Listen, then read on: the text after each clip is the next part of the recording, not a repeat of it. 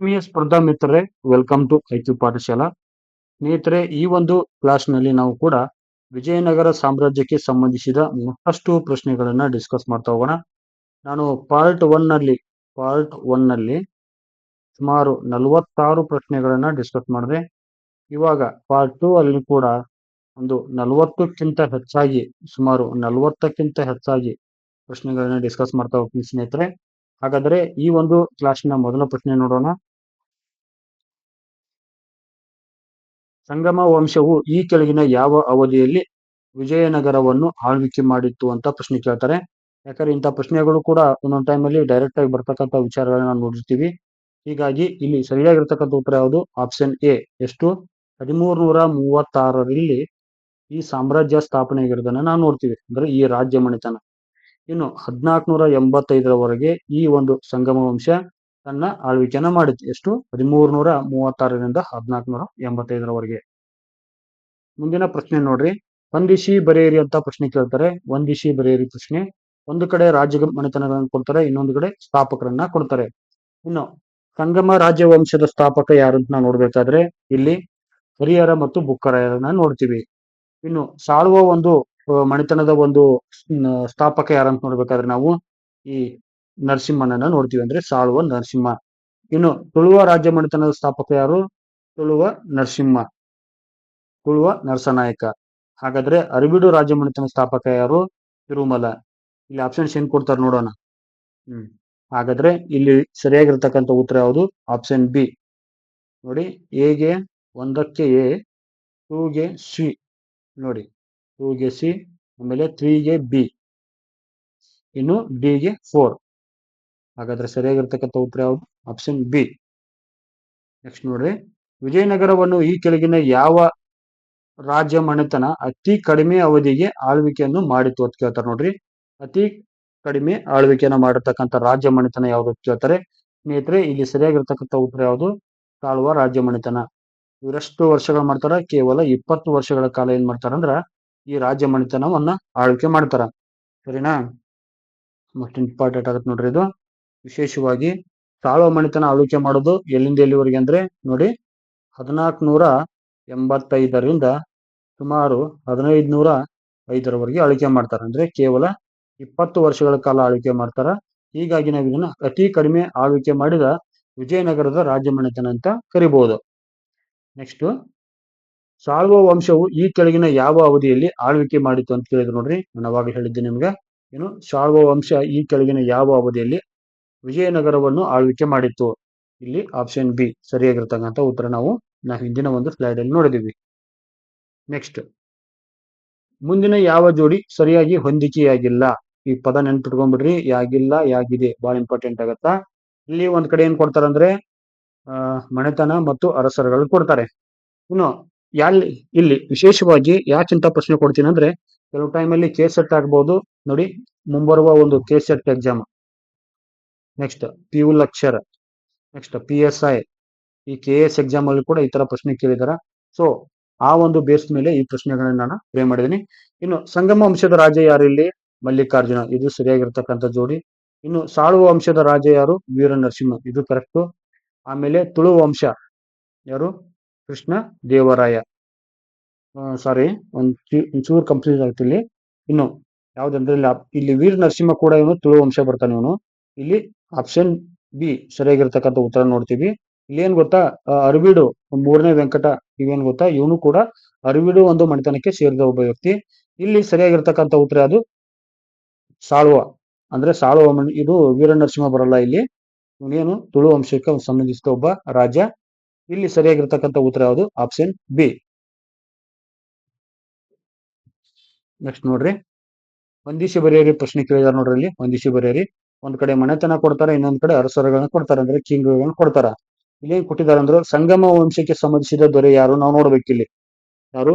ಸಂಗಮ ವಂಶಕ್ಕೆ ಸಂಬಂಧಿಸಿದ ದೊರೆ ಯಾರು ಅಂತ ನೋಡ್ಬೇಕು ನಾವಿಲ್ಲಿ. ಸಂಗಮ ವಂಶದ ದೊರೆ ಯಾರು? ವಿರೂಪಾಕ್ಷ. ಸಾಳುವ ವಂಶದ ದೊರೆ ಯಾರು? ಇಲ್ಲಿ ಸಾಳುವ ವಂಶದ ದೊರೆ ಯಾರು? 2ನೇ ನರಸಿಂಹ. ಇನ್ನು ತುಳು ವಂಶದ ದೊರೆ ಯಾರು? ಸದಾಶಿವರಾಯ. ಅರಗುಡು ವಂಶದ ದೊರೆ ಯಾರು? ಶ್ರೀರಂಗ. ಈ ಸದಾಶಿವರಾಯನ ಕಾಲದಲ್ಲಿ ನಾವೇನ್ ನೋಡ್ತೀವಿ ಇಲ್ಲಿ? ಇದು ನೋಡ್ತೀವಿ ಇಲ್ಲಿ, ಯಾವುದು? ತಾಳಿಕೋಟೆ ಕದನ. ತಾಳಿಕೋಟೆ ಕದನ ನೋಡ್ತೀವಿ ಇಲ್ಲಿ, ಇವನ್ ಕಾಲದಲ್ಲಿ ನಡೀತದು. ಇಲ್ಲಿ ಆಪ್ಷನ್ಸ್ ಏನ್ ಕೊಡ್ತಾರೆ ನೋಡೋಣ. ಇಲ್ಲಿ ಕೊಟ್ಟಿದ್ದಾರೆ ನೋಡ್ರಿ. ಆಕ್ಚುಲಿ ಹೇಳ್ಬೇಕಾದ್ರೆ ಇಲ್ಲಿ ಆಯ್ಕೆ ಎ ಸರಿಯಾಗಿರ್ತಕ್ಕಂಥ ಉತ್ತರ ನೋಡ್ತೀವಿ. ಗಂಗಮ ವಂಶದ ರಾಜ ಯಾರು? ವಿರೂಪಾಕ್ಷ. ಈ ಸಾಳುವ ವಂಶದ ಎರಡನೇ ನರಸಿಂಹ, ತುಳು ವಂಶದ ಸದಾಶಿವರಾಯ, ಇನ್ನು ಅರವಿಂದ ವಂಶದ ಶ್ರೀರಂಗ. ಹಾಗಾದ್ರೆ ಸರಿಯಾಗಿರ್ತಕ್ಕಂಥ ಆಯ್ಕೆ ಯಾವ್ದಿಲ್ಲಿ? Option A. ನೆಕ್ಸ್ಟ್, ವಿಜಯನಗರದ ಯಾವ ಅರಸ ಮೊಟ್ಟ ಮೊದಲ ಬಾರಿಗೆ ಅರಬ್ಬರ ಜೊತೆ ಸ್ನೇಹ ಮಾಡಿಕೊಂಡು ಅವರ ಒಳ್ಳೆಯ ಕುದುರೆಗಳನ್ನು ಆಮದು ಮಾಡಿಕೊಂಡ ಅಂತ ಪ್ರಶ್ನೆ ಕೇಳಿದಾರೆ ನೋಡ್ರಿ. ಯಾರು? ಅರಬ್ಬರ ಜೊತೆ ಒಂದು ಒಪ್ಪಂದ ಮಾಡಿಕೊಂಡು ಉತ್ತಮವಾದ ಕುದುರೆಗಳನ್ನು ಆಮದು ಮಾಡಿಕೊಂಡ ವಿಜಯನಗರದ ಮೊಟ್ಟ ಮೊದಲ ಅರಸ ಯಾರು ಅಂತ ಹೇಳ್ತಾರೆ ಇಲ್ಲಿ. ಸ್ನೇಹಿತರೆ, ಇಲ್ಲಿ ಸರಿಯಾಗಿರ್ತಕ್ಕಂಥ ಉತ್ತರ ಯಾವುದು? Option C, Saluva Narasimha. ಸಾಳುವ ನರಸಿಂಹ ಏನ್ ಮಾಡ್ತಾನಂದ್ರೆ ಮೊಟ್ಟ ಮೊದಲ ಬಾರಿಗೆ ಈ ಅರಬ್ಬರ ಜೊತೆ ಸ್ನೇಹ ಮಾಡಿಕೊಂಡು ಉತ್ತಮವಾದ ಒಂದು ಕುದುರೆಗಳನ್ನ ಆಮದು ಮಾಡ್ಕೊಳ್ತಾನೆ. ನೆಕ್ಸ್ಟ್ ನೋಡ್ರಿ, ರಾಮಾಭ್ಯುದಯಂ ಕೃತಿಯನ್ನು ರಚಿಸಿದವರು ಯಾರು ಅಂತ ಕೇಳ್ತಾರೆ ನೋಡ್ರಿ. ರಾಮಾಭ್ಯುದಯಂ ಕೃತಿಯನ್ನು ರಚಿಸಿದವರು ಯಾರು ಅಂತ ಕೇಳ್ತಾರೆ. ಇಲ್ಲಿ ಸರಿಯಾಗಿರ್ತಕ್ಕಂಥ ಉತ್ತರ ಯಾವುದು? Option C, Saluva Narasimha. ಈ ಸಾಳುವ ಮಣಿತದ ಸ್ಥಾಪಕ ಇರ್ತಾನಲ್ಲ ಇವನು ನರಸಿಂಹ, ಇವನು ರಾಮಾಭ್ಯುದಯ ಎಂಬ ಕೃತಿಯನ್ನ ರಚನೆ ಮಾಡ್ತಾನೆ. ಮುಂದಿನ ಪ್ರಶ್ನೆ ನೋಡ್ರಿ, ಮಾಧ್ವ ಸಂತರಾದ ಶ್ರೀಪಾದರಾಯರು ವಿಜಯನಗರದ ಯಾವ ಅರಸನಿಗೆ ನಿಕಟರಾಗಿದ್ದರು ಅಂತ ಹೇಳ್ತಾರೆ. ಶ್ರೀಪಾದರಾಯರು ಯಾವ ಒಂದು ವಿಜಯನಗರದ ಅರಸನಿಗೆ ನಿಕಟರಾಗಿದ್ದರು ಅಂತ ಹೇಳ್ತಾರೆ. ಸ್ನೇಹಿತರೆ, ಇಲ್ಲಿ ಸರಿಯಾಗಿರ್ತಕ್ಕಂಥ ಉತ್ತರ ಯಾವುದು? ಸಾಳುವ ನರಸಿಂಹ. ನೆಕ್ಸ್ಟ್ ನೋಡ್ರಿ, ಸಾಳುವಾಭ್ಯುದಯ ಕೃತಿಯ ಕರ್ತೃ ಯಾರು? ರಾಜನಾಥ ಡಿಂಡಿಮ ಈ ಕೆಳಗಿನ ಯಾರ ಆಶ್ರಯದಲ್ಲಿ ಇದ್ದನು ಅಂತ ಕೇಳ್ತಾನೆ. ಈ ಸಾಳುವಾಭ್ಯುದಯ ಕೃತಿಯ ಒಂದು ಕರ್ತನಾದ ರಾಜನಾಥ ಡಿಂಡಿಮನು ಯಾರ ಆಶ್ರಯದಲ್ಲಿ ಇದ್ದನು ಅಂತ ಕೇಳ್ತಾರೆ. ಇಲ್ಲಿ ಸರಿಯಾಗಿರ್ತಕ್ಕಂಥ ಉತ್ತರ ಯಾವುದು? ಸಾಳುವ ನರಸಿಂಹ. ಮುಂದಿನ ಪ್ರಶ್ನೆ ನೋಡ್ರಿ, ವಿಶೇಷವಾಗಿ ವಿಜಯನಗರದ ಯಾವ ಅರಸ ಮೊಟ್ಟ ಮೊದಲ ಬಾರಿಗೆ ಪೋರ್ಚುಗೀಸರೊಂದಿಗೆ ಸ್ನೇಹವನ್ನು ಮಾಡಿಕೊಂಡು ಉತ್ತಮ ಕುದುರೆಗಳನ್ನು ಆಮದು ಮಾಡಿಕೊಂಡನು ಅಂತ ಪ್ರಶ್ನೆ ಕೇಳ್ತಾರೆ ನೋಡಿ. ಆಪ್ಷನ್ಸ್ ಏನ್ ಕೊಡ್ತಾರಂದ್ರೆ ಇಲ್ಲಿ ನರಸನಾಯಕ, ವೀರ ನರಸಿಂಹ, ಕೃಷ್ಣದೇವರಾಯ ಮತ್ತು ರಾಮರಾಯ. ಸ್ನೇಹಿತರೆ, ಇಲ್ಲಿ ಸರಿಯಾಗಿರ್ತಕ್ಕಂಥ ಉತ್ತರ ಯಾವುದು? ಆಪ್ಷನ್ ಬಿ, ವೀರ ನರಸಿಂಹ. ವೀರ ನರಸಿಂಹ ಏನ್ ಮಾಡ್ತಾನೆ? ಪೋರ್ಚುಗೀಸರೊಂದಿಗೆ. ಹೌದಾ? ವೀರ ನರಸಿಂಹ ಪೋರ್ಚುಗೀಸರೊಂದಿಗೆ ಮಾಡ್ತಾನೆ. ಇಲ್ಲಿ ಪೋರ್ಚುಗೀಸರು ಅವಾಗ ಇಂಡಿಯಾಕ್ಕೆ ಬಂದಿರ್ತಾರಲ್ಲ ಇವರು 1498ರಲ್ಲಿ. 1498ರಲ್ಲಿ ಏನ್ ಮಾಡ್ತಾರೆ? ಪೋರ್ಚುಗೀಸರೊಂದಿಗೆ ಒಪ್ಪಂದ ಮಾಡ್ಕೊಳ್ತಾನೆ ವೀರ ನರಸಿಂಹ.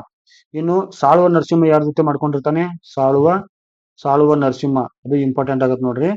ಯಾಕಂದ್ರೆ ಇದು ಅಸಿಸ್ಟೆಂಟ್ ಪ್ರೊಫೆಸರ್ ಎಕ್ಸಾಮ್ ಕೇಳ್ತಕ್ಕಂಥ ವಿಚಾರ ಇದು. ಅಸಿಸ್ಟೆಂಟ್ ಪ್ರೊಫೆಸರ್ ಸಾಳುವ ನರಸಿಂಹ ಯಾರ ಜೊತೆ ಮಾಡ್ಕೊತಾನೆ? ಅರಬ್ಬರ ಜೊತೆ ಮಾಡ್ಕೊತಾನೆ. ಯಾವ ವಿಷಯದಲ್ಲಿ? ಕುದುರೆಯ ವಿಷಯದಲ್ಲಿ ಏನ್ ಮಾಡ್ಕೊತಾರೆ ಇವರು? ಪೋರ್ಚುಗೀಸ್ ಮತ್ತು ಅರಬ್ಬರೊಂದಿಗೆ ಒಪ್ಪಂದ ಮಾಡ್ಕೊಂಡಿರ್ತಾರೆ.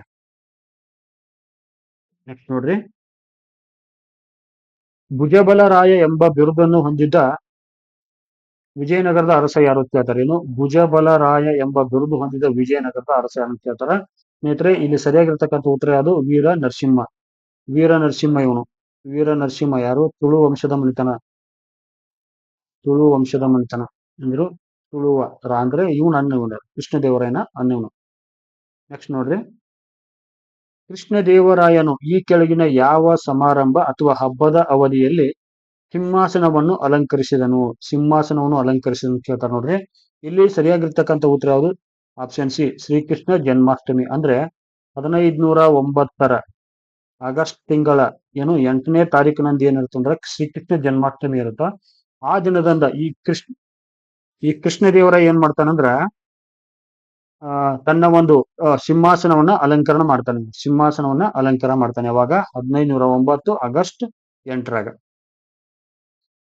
ನೆಕ್ಸ್ಟ್ ನೋಡ್ರಿ, ಕೃಷ್ಣದೇವರಾಯನು ಈ ಕೆಳಗಿನ ಯಾರನ್ನು ಅಪ್ಪಾಜಿ ಎಂದು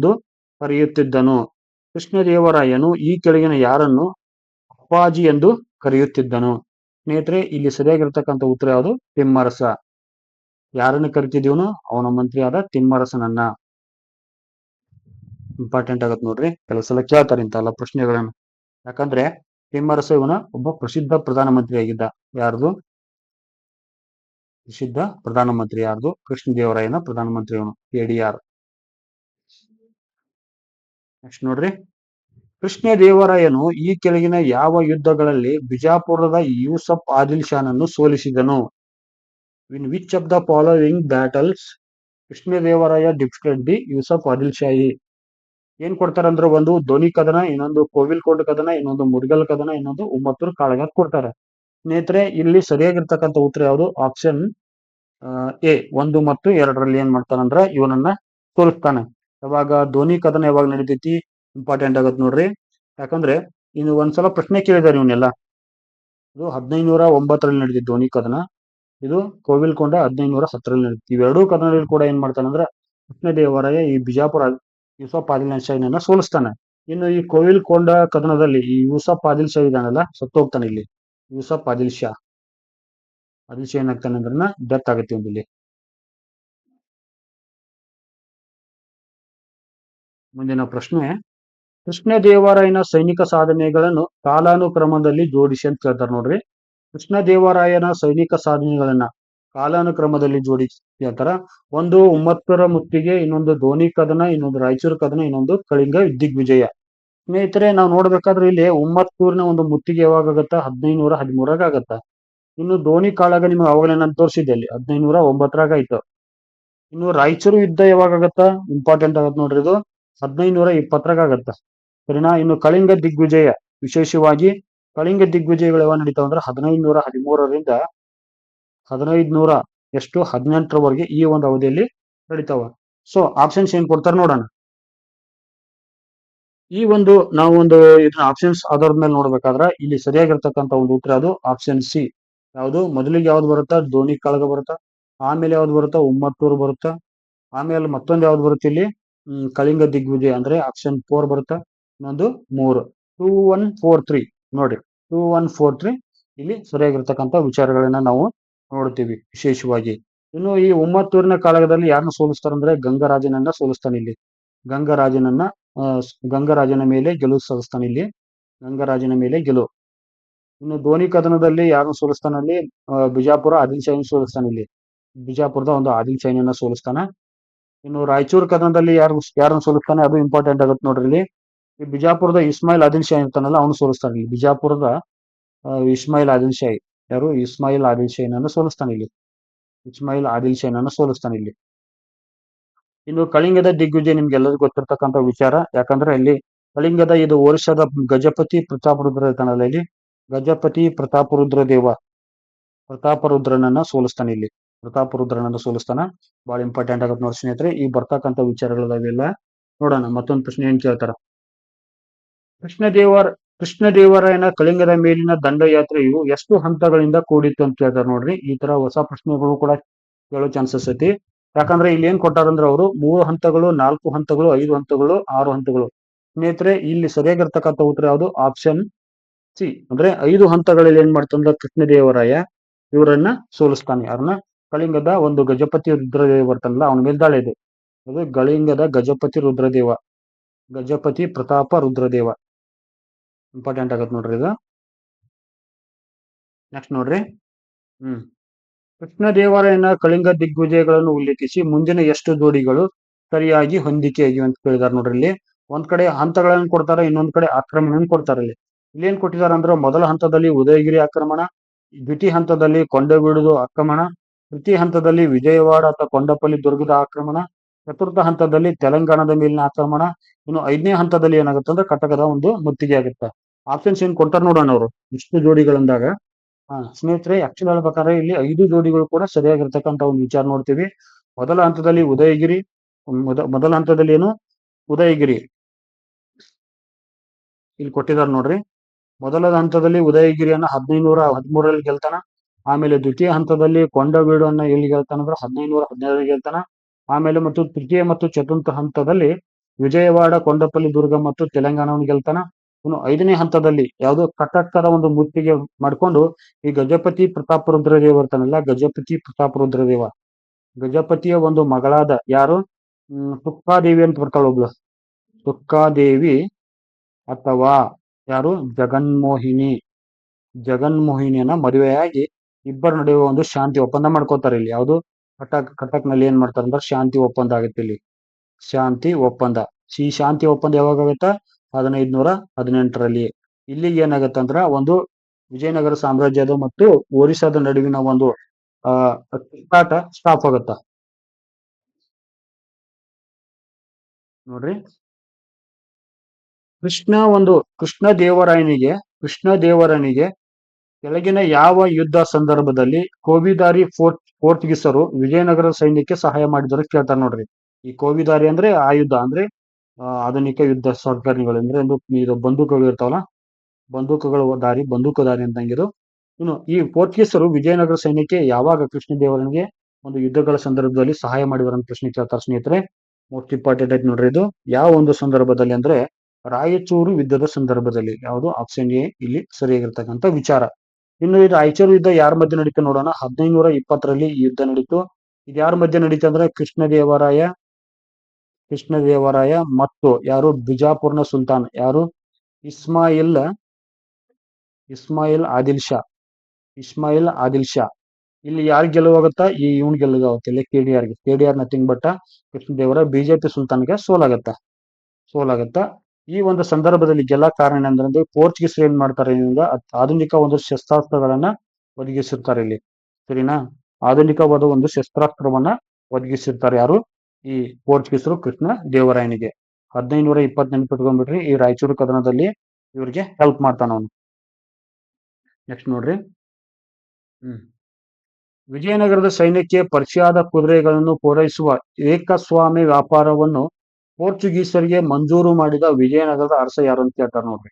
ಏನು ಪರ್ಷಿಯಾದ ಕುದುರೆಗಳನ್ನ ಪೂರೈಸುವ ಏಕಸ್ವಾಮ್ಯ ವ್ಯಾಪಾರವನ್ನು ಪೋರ್ಚುಗೀಸರಿಗೆ ಮಂಜೂರು ಮಾಡಿದ ವಿಜಯನಗರದ ಅರಸ ಯಾರು ಅಂತ ಕೇಳ್ತಾರೆ ನೋಡ್ರಿ. ಸ್ನೇಹಿತರೆ, ಇಲ್ಲಿ ಸರಿಯಾಗಿರ್ತಕ್ಕಂಥ ಉತ್ತರ ಯಾವುದು? ಕೃಷ್ಣದೇವರಾಯ. ಏನಾಗತ್ತಂದ್ರ 1520ರಲ್ಲಿ ಈ ರಾಯಚೂರು ಕದನ ಆಗತ್ತಲ್ಲ, ರಾಯಚೂರು ಕದನ ಅವಾಗಲೇ ನಿಮ್ಗೆ ಹಿಂದಿನ ಸ್ಲೈಡ್ ಹೇಳಿದೆ.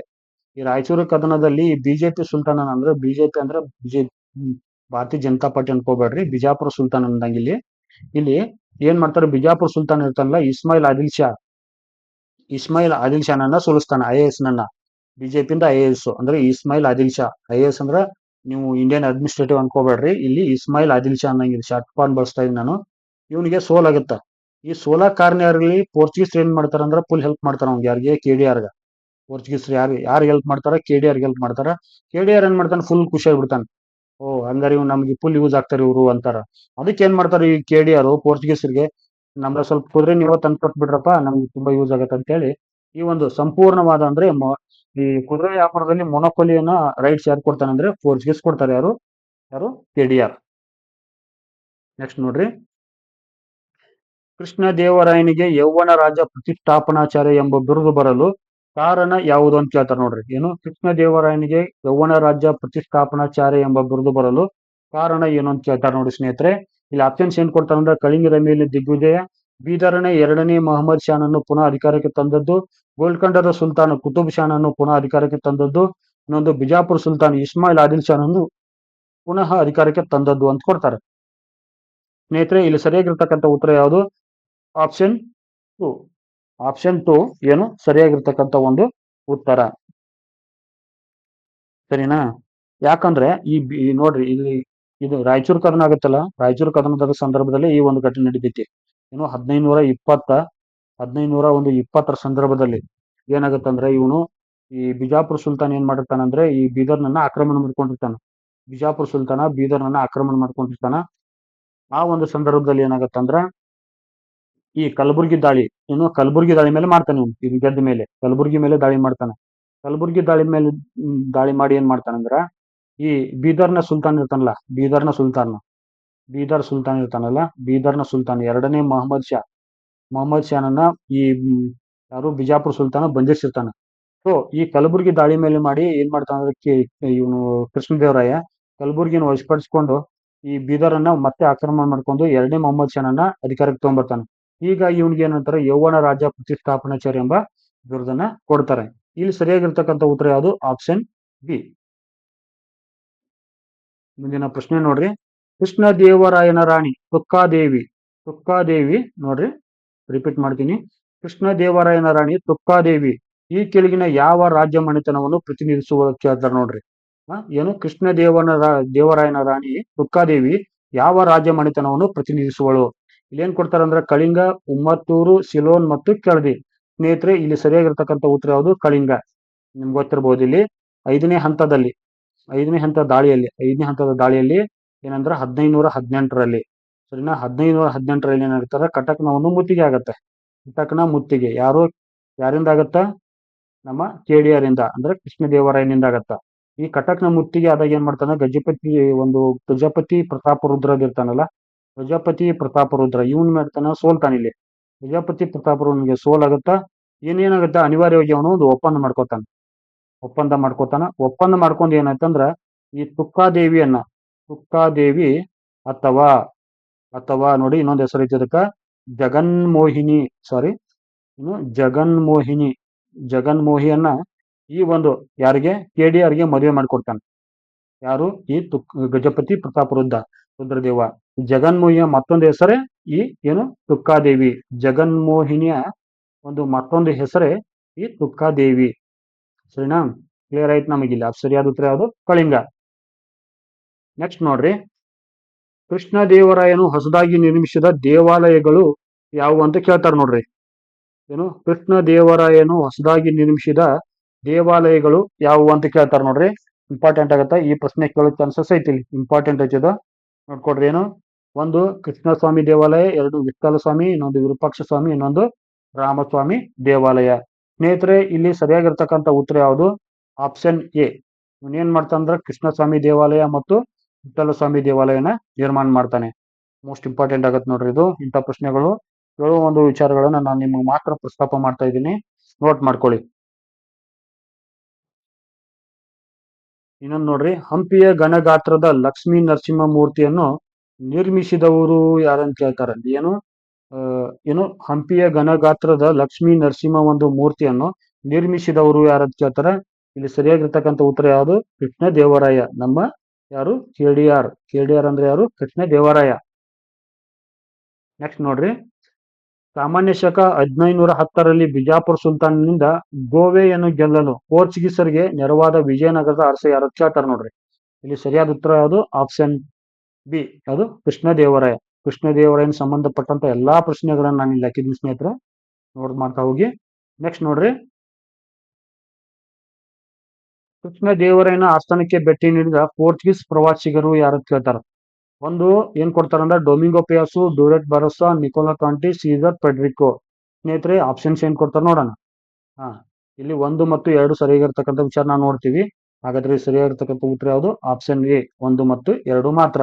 ನಿಕೋಲಾ ಕಾಂಟಿ ಯಾವಾಗ ಬರ್ತಾನ? 1ನೇ ದೇವರಾಯನ ಕಾಲದಲ್ಲಿ ಬರ್ತಾನೆ ಅವನು. 1ನೇ ದೇವರಾಯನ ಕಾಲದಲ್ಲಿ ಬರ್ತಾನ.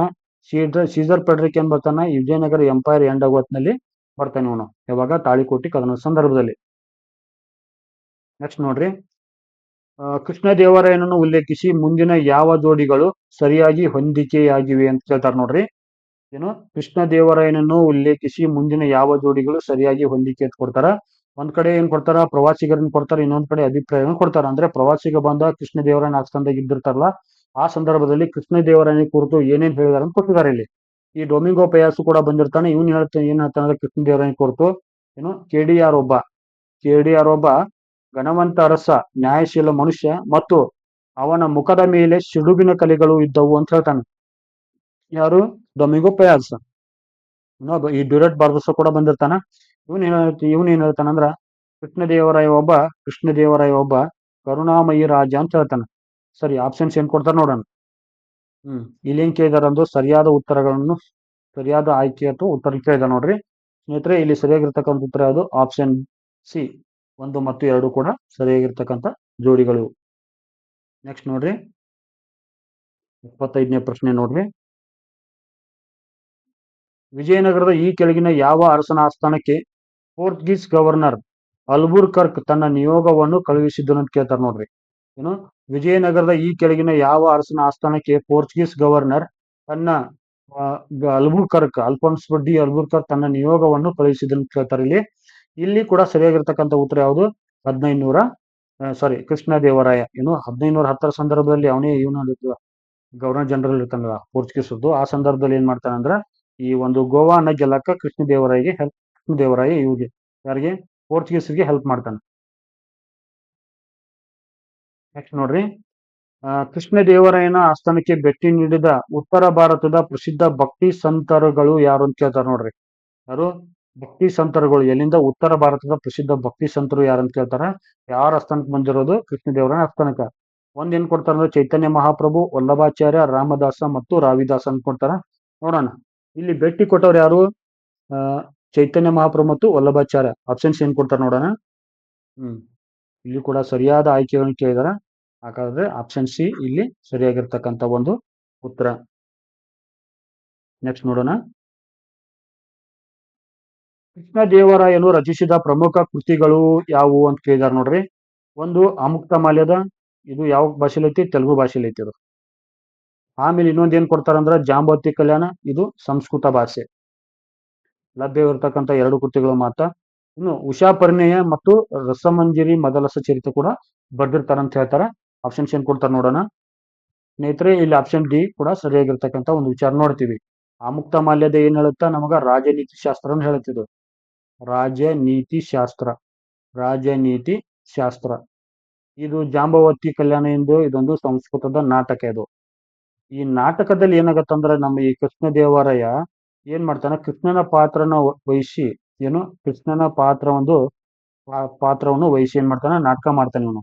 ಯಾವ ಸಂದರ್ಭದಲ್ಲಿ? ಈ ಒಂದು ಒರಿಸ್ಸಾದಿಂದ ಗೆದ್ದಿರ್ತಕ್ಕಂಥ ವಾಪಸ್ ಬಂದು ಏನ್ ಮಾಡ್ತಾರಂದ್ರ ಈ ಮಹಾನವಮಿ ಹಬ್ಬ ಆಚರಿಸ್ತಿರ್ತಾರಲ್ಲ, ಮಹಾನವಮಿ ಹಬ್ಬ ಆಚರಿಸೋ ಸಂದರ್ಭದಲ್ಲಿ ಈ ಜಾಂಬವತಿ ಕಲ್ಯಾಣ ನಾಟಕವನ್ನು ಮಾಡಿರ್ತಾನೆ. ಯಾರು? ನಮ್ಮ KDR. ನೆಕ್ಸ್ಟ್ ನೋಡ್ರಿ. ಅಷ್ಟದಿಗ್ಗಜರುಗಳು ಎಂಬ ಕವಿಗಳ ಸಮೂಹವನ್ನು ಈ ಕೆಳಗಿನ ಯಾವ ವಿಜಯನಗರದ ಅರಸನ ಆಸ್ಥಾನದಲ್ಲಿ ಕಾಣಬಹುದು ಅಂತ ಕೇಳಿದಾರ. ಸರಿಯಾಗಿರ್ತಕ್ಕಂಥ ಉತ್ತರ ಯಾವುದು? Option C, Krishnadevaraya. ನಾವು ಕೃಷ್ಣದೇವರಾಯನ ಕಾಲದಲ್ಲಿ ನೋಡ್ತೀವಿ 8 ಮಂದಿ ಅಷ್ಟದಿಗ್ಗಜರುಗಳನ್ನ ನೋಡ್ತೀವಿ. ಅಷ್ಟದಿಗ್ಗಜರುಗಳಂದ್ರೇನು? ಪ್ರಸಿದ್ಧ ಕವಿಗಳು ಇವರು. ಪ್ರಸಿದ್ಧ ಕವಿಗಳು. ನೋಡೋಣ ಮುಂದಿನ ಪ್ರಶ್ನೆ. ಸರಿಯಾಗಿ ಹೊಂದಿಸಿ ಪ್ರಶ್ನೆ ಕೇಳಿದಾರ. ಒಂದ್ ಕಡೆ ಕವಿಗಳನ್ನು ಕೊಟ್ಟಾರ, ಇನ್ನೊಂದ್ ಕಡೆ ಕೃತಿಗಳನ್ನು ಕೊಟ್ಟಾರ. ಒಂದರಲ್ಲಿ ಏನ್ ಕೊಡ್ತಾರ ಅಂದ್ರೆ ಇದು ಅಲ್ಲಸಾನಿ ಪದ್ಯನ ಕೃತಿ ಯಾವುದು? Option B. ಯಾವುದು? ಮನುಚರಿತಂ. ತೆನಾಲಿ ರಾಮಕೃಷ್ಣ ಕೃತಿ ಯಾವುದು? ಪಾಂಡುರಂಗ ಮಹಾತ್ಮೆ. ಇನ್ನು ದೂರ್ಜಟಿಯ ಕೃತಿ ಯಾವುದು? ಕಾಳಹಸ್ತಿ ಶತಕ. ಆಮೇಲೆ ನಂದಿತಿಮ್ಮನ ಕೃತಿ ಯಾವುದು? ಪಾರಿಜಾತಂ ಹರಣಂ. ನೋಡೋಣ ಆಪ್ಷನ್ಸ್ ಏನ್ ಕೊಡ್ತಾರೆ. ಇಲ್ಲಿ ಆಪ್ಷನ್ಸ್ ನಾವು ನೋಡ್ಬೇಕಾರ ಆಪ್ಷನ್ ಸಿ ಸರಿ ಆಗುತ್ತೆ. ಇಲ್ಲಿ 2 1 3 4 3 ನೋಡ್ರಿ. ಆಪ್ಷನ್ಸ್ ನೋಡ್ರಿ. 2 1 4 3 ಸರಿಯಾಗಿರ್ತಕ್ಕಂಥ ಒಂದು ನೋಡ್ತೀವಿ ನಾವು ಇಲ್ಲಿ. ಅಷ್ಟದಿಗ್ಗಜ ಕವಿಗಳು ಯಾರ್ಯಾರು ನೋಡೋಣ. ಮೊದಲೇದಾಗಿ ಯಾರು ಬರ್ತಾರೆ ಇಲ್ಲಿ? ಅಲ್ಲಸಾನಿ ಪೆದ್ದನ ಬರ್ತಾನೆ ನೋಡ್ರಿ. ಅಲ್ಲಸಾನಿ ಪೆದ್ದನ ಕುರಿತಾಗಿ ಒಂದ್ ಸ್ವಲ್ಪ ಮಾಹಿತಿನೂ ಕೂಡ ನಾವು ನೋಡೋಣ. ಏನಂದ್ರೆ ಈ ಅಲ್ಲಸಾನಿ ಪೆದ್ದನ ಅಲ್ಲಸಾನಿ ಪೆದ್ದನ ಇರ್ತಾನಲ್ಲ, ಈ ಎಪಿಯನ್ನು ಏನ್ ಮಾಡ್ತಾನಂದ್ರೆ KDR ಅಂದ್ರೆ ಕೃಷ್ಣದೇವರಾಯ. ಇವನ್ ಏನ್ ಮಾಡ್ತಾರಂದ್ರ ಆನೆ ಮೇಲೆ ಕೂರಿಸಿ ಮೆರವಣಿಗೆ ಮಾಡ್ತಾನೆ. ಇವನು ತನ್ನ ಒಂದು ಪಟ್ಟದ ಆನೆ ಇರ್ತಲ್ಲ, ಆನೆಯ ಮೇಲೆ ಕುಳಿಸಿ ಮೆರವಣಿಗೆ ಮಾಡ್ತಾನೆ. ಯಾರನ್ನ? ಈ ಒಂದು ಅಲ್ಲಸಾನಿ ಪೆದ್ದನ. ನೆಕ್ಸ್ಟ್ ಈ ಒಂದು ಅಲ್ಲಸಾನಿಗೆ ಪೆದ್ದನಿಗೆ ಇರ್ತಕ್ಕಂಥ ಬಿರುದುಗಳು. ಅಲ್ಲಸಾನಿ ಪೆದ್ದಗಿರ್ತಕ್ಕಂಥ ಪ್ರಸಿದ್ಧ ಬಿರುದು ಯಾವ್ದು ಹೇಳಿ? ಆಂಧ್ರ ಕವಿತಾ ಪಿತಾಮಹ. ಆಂಧ್ರ ಕವಿ ಪಿತಾಮಹ ಅಂತ ಕೂಡ ಕರೀತಾರೆ ಇವಂಗ. ಆಂಧ್ರ ಕವಿ ಪಿತಾಮಹ ಅಂತ ಕರೀತಾರೆ ಇವಂಗ. ಸರಿನಾ? ಇನ್ನೊಂದು ಯಾವ್ದು ಪ್ರಮುಖ ಬಿರುದು? ಒಂದು ಕವೀಂದ್ರ ಅಂತ ಕೂಡ ಕರಿತಿದ್ರು ಇವನು. ಇನ್ನ ಇದು ಸಾಕು ನಮ್ಗೆ. ಯಾರಿಗೆ? ಅಲ್ಲಸಾನಿ ಪೆದ್ದನ ಬಗ್ಗೆ ಆನೆ ಮೇಲೆ ಕೂತು ಮೆರವಣಿಗೆ ಮಾಡೋದು ಆಂಧ್ರ ಕವಿ ಪಿತಾಮಹ ಮತ್ತು ಕವೀಂದ್ರ. ನೆಕ್ಸ್ಟ್ ಇನ್ನೊಬ್ರು ನೋಡೋಣ. ಯಾರು? ಮಾದಯ್ಯಗಾರಿ ಮಲ್ಲನ ಬರ್ತಾನ. ಇವನ್ ಏನ್ ಮಾಡ್ತಾನಂದ್ರ ರಾಜಶೇಖರ ಚರಿತಂ ಕೃತಿ ಬರೀತಾನ. ಆಮೇಲೆ ಪಿಂಗಳಿ ಸೂರಣ್ಣ ಇವನ್ ಏನ್ ಮಾಡ್ತಾನ? ಕಾಲಪೂರ್ಣ ವಿಜಯಂ ಎಂಬ ಕೃತಿಯನ್ನು ಬರೀತಾನ. ನೆಕ್ಸ್ಟ್ ನಮ್ಮ ತೆನಾಲಿ ರಾಮಕೃಷ್ಣ ಬರ್ತಾನ ನೋಡ್ರಿ. ಇದು ಇಂಪಾರ್ಟೆಂಟ್. ಇವನ್ ಏನ್ ಮಾಡ್ತಾನಂದ್ರ ಪಾಂಡುರಂಗ ಮಹಾತ್ಮೆ ಎಂಬ ಕೃತಿಯನ್ನು ಬರೀತಾನ. ಇವನು ಏನಂದ್ರ ವಿಶೇಷವಾಗಿ ನಮ್ಮ ಒಂದು ಕನ್ನಡ ಭಾಷೆಯಲ್ಲೂ ಕೂಡ ಪರಿಣಿತಿ ಇದ್ದ, ಆಮೇಲೆ ತೆಲುಗುದಲ್ಲಿ ಕೂಡ ಪರಿಣಿತಿ ಇದ್ದ, ಆಮೇಲೆ ಮರಾಠಿ ಭಾಷೆ ಕೂಡ ಇವನಿಗೆ ಬರ್ತಿತ್ತು. ಸರಿನಾ? ಇಷ್ಟು ಇಂಪಾರ್ಟೆಂಟ್ ಯಾರಿಗೆ? ತೆಲಾನಿ ರಾಮಕೃಷ್ಣ ಬಗ್ಗೆ. ಇನ್ನು ದೂರ್ಜಟಿ ಬರ್ತಾನ. ದೂರ್ಜಟಿ ಏನ್ ಮಾಡ್ತಾನಂದ್ರ ಕೃಷ್ಣರಾಜ ವಿಜಯ ಮತ್ತು ಕಾಳಹಸ್ತಿ ಶತಕ ಎಂಬ ಕೃತಿಗಳನ್ನ ಬರಿತಾನ. ಆಮೇಲೆ ನಂದಿತಿಮ್ಮನ ಬರ್ತಾನ. ಇವನ್ ಏನ್ ಮಾಡ್ತಾನ? ಪಾರಿಜಾತ ಹರಣಂ ಎಂಬ ಕೃತಿಯನ್ನು ಕೂಡ ಬರಿತಾನ. ಇನ್ನು ರಾಮರಾಜ್ಯ ಭೂಷಣ ವಸುಚರಿತಂ ಎಂಬ ಕೃತಿಯನ್ನು ಬರಿತಾನ.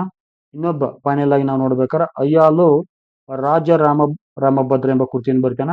ಇವನು ಪ್ರಸಿದ್ಧ ಕೃತಿ ಯಾವ್ದಂದ್ರೆ ರಾಧಾ ಮಾಧವ. ಇಷ್ಟು ನಮ್ಮ ಅಷ್ಟದಿಗ್ಗಜರ ಕೃತಿಗಳೇನು ಮತ್ತು ಕವಿಗಳನ್ನ ನೋಡ್ತೀವಿ.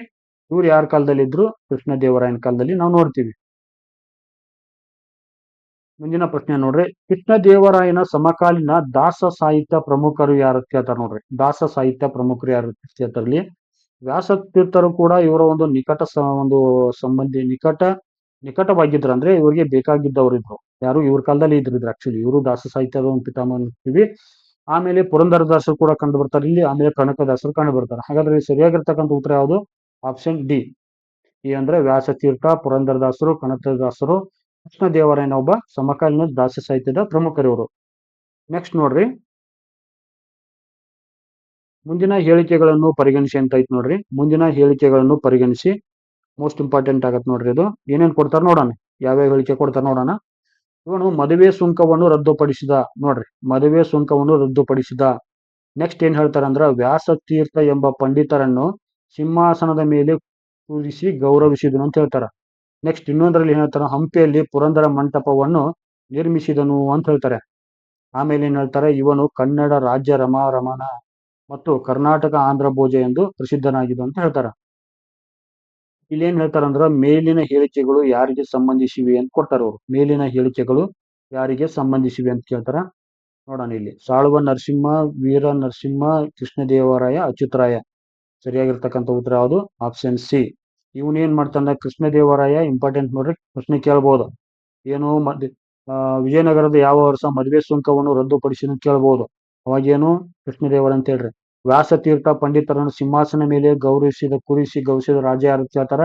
ಹಾಗೇನ್ ಹೇಳ್ರಿ, ಕೃಷ್ಣದೇವರ ಅಂತ ಹೇಳ್ರಿ. ಇನ್ನು ಹಂಪಿಯಲ್ಲಿ ಪುರಂದರ ಮಂಟಪವನ್ನು ನಿರ್ಮಿಸಿದವನು ಯಾರು? ನಮ್ಮ ಕೃಷ್ಣದೇವರಾಯ. ಇನ್ನೇನು ಕನ್ನಡ ರಾಜ್ಯ ರಮಾರಮಣ ಮತ್ತು ಕರ್ನಾಟಕ ಆಂಧ್ರ ಭೋಜ ಎಂಬ ಬಿರುದನ್ನು ಯಾರು ಹೊಂದಿದ್ರು ಅಂತ ಕೇಳಿದಾಗ ಕೃಷ್ಣದೇವರ ಅಂತ ತಗೋರಿ. ಇಷ್ಟು ಮಾತ್ರ ಮೋಸ್ಟ್ ಇಂಪಾರ್ಟೆಂಟ್. ಇಲ್ಲಿ ಯಾವುದೇ ಒಂದು ಎಕ್ಸಾಮ್ ಕೇಳ್ತಿರ್ತಾರ, ಸೊ ಇಂಪಾರ್ಟೆಂಟ್ ಆಗತ್ತೆ. ನೆಕ್ಸ್ಟ್ ನೋಡ್ರಿ,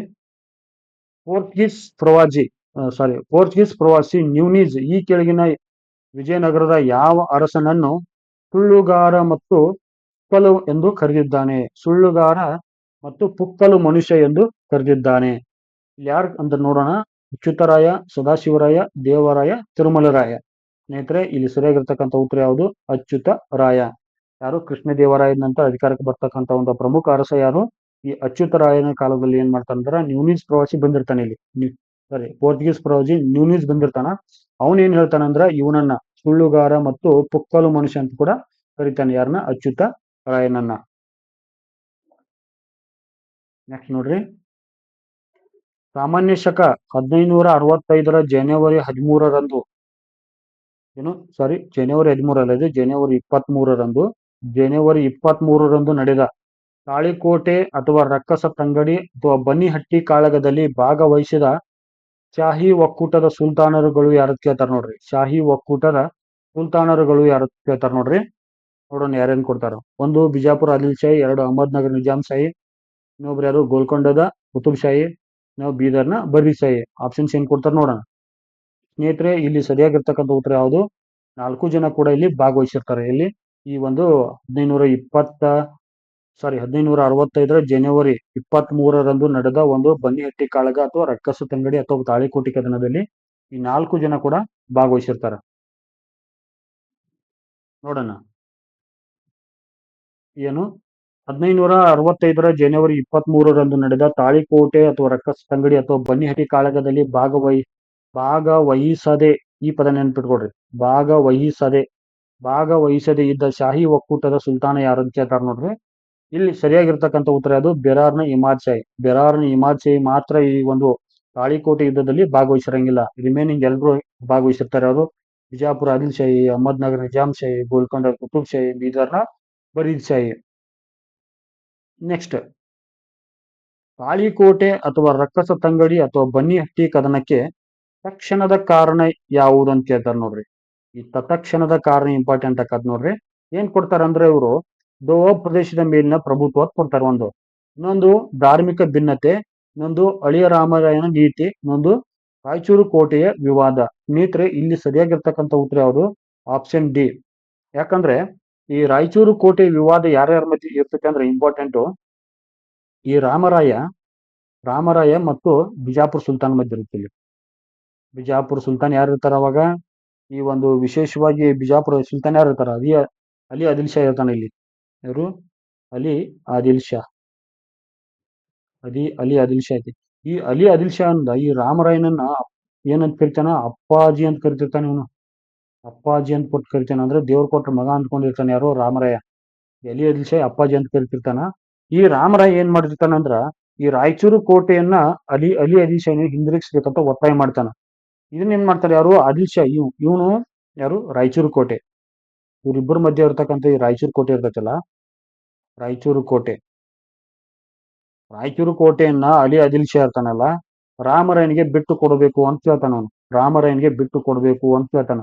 ರಾಮರಾಯ ಏನ್ ಮಾಡ್ತಾನಂತ, ಬಿಟ್ಟು ಕೊಡಕ ಒಪ್ಪಂಗಿಲ್ಲ ಇವನು. ಇವನು ನಿರಾಕರಣೆ ಮಾಡ್ತಾನೆ. ಹೀಗಾಗಿ ಏನ್ ಮಾಡ್ತಾನೆ ಅಂದ್ರೆ ಇವನು ಅಲಿ ಆದಿಲ್ ಶಾಹಿ ಈ ರಿಮೈನಿಂಗ್ ಇರ್ತಕ್ಕಂಥ ಯಾರು, ಇವರು ಯಾರು, ಬೀದರ್ನ ಬರೀದ್ ಶಾಹಿ, ಗೋಲ್ಕೊಂಡ ಕುತುಬ್ ಶಾಹಿ, ನೆಕ್ಸ್ಟ್ ಇನ್ನೊಬ್ಬ ಯಾರು ಇರ್ತಾರೆ ಅಲ್ಲಿ, ಗೋಲ್ಕೊಂಡ ಮತ್ತು ಅಹಮದ್ ನಗರ್, ಇವ್ರ ಜೊತೆ ಒಂದು ಒಪ್ಪಂದ ಮಾಡ್ಕೊಂಡು ಈ ಒಂದು 1565 ಒಂದು ಕದನಕ್ಕೆ ಮೂಲ ಕಾರಣ ಆಗತ್ತೆ. ಇಲ್ಲಿ ಏನು, ತಕ್ಷಣದ ಒಂದು ಕಾರಣ ಆಗತ್ತೆ. ಯಾವುದು, ರಾಯಚೂರು ದೋವಕೋಟೆ ವಿವಾದ. ನೆಕ್ಸ್ಟ್ ನೋಡ್ರಿ, ಪೋರ್ಚುಗೀಸರಿಗೆ ವ್ಯಾಪಾರದಲ್ಲಿ ಹಿನ್ನಡೆ ಆಯಿತು. ಮುಂದಿನ ಹೇಳಿಕೆಗಳನ್ನು ಪರಿಗಣಿಸಿ ಅಂತ ಕೊಟ್ಟಿದ್ದಾರೆ ಇಲ್ಲಿ. ಪೋರ್ಚುಗೀಸರಿಗೆ ವ್ಯಾಪಾರದಲ್ಲಿ ಹಿನ್ನಡೆ ಆಯಿತು ಕೊಡ್ತಾರೆ ಒಂದು. ಇನ್ನೊಂದು ಏನ್ ಕೊಡ್ತಾರಂದ್ರೆ, ಮೈಸೂರು ಒಡೆಯರು ಸ್ವತಂತ್ರ ಆದರು. ಇನ್ನೊಂದು ಏನ್ ಕೊಡ್ತಾರಂದ್ರೆ, ಧಾರ್ಮಿಕ ಬೆಳವಣಿಗೆ ಹಿನ್ನಡೆ ಆಯ್ತು ಅಂತಾರ. ಆಮೇಲೆ ವಿಜಯನಗರ ಸಾಮ್ರಾಜ್ಯವು ತನ್ನ ಹಿಂದಿನ ವೈಭವವನ್ನು ಕಳೆದುಕೊಂಡಿತ್ತು ಕೇಳ್ತಾರೆ.